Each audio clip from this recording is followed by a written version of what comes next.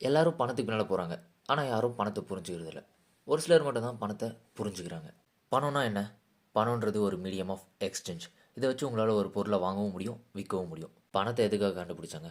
பணத்தை கண்டுபிடிக்கிறதுக்கு முன்னாடி என்ன பண்ணிட்டு இருந்தாங்க? எதை வச்சு ஒரு பொருளை வாங்கினாங்க? எதை வச்சு ஒரு பொருளை விற்றாங்க? பணம் வர்றதுக்கு முன்னாடி நம்மக்கிட்ட இருக்கிற பொருளை கொடுத்துட்டு அவங்கக்கிட்ட இருக்கிற பொருளை வாங்கிட்டு இருந்தோம்.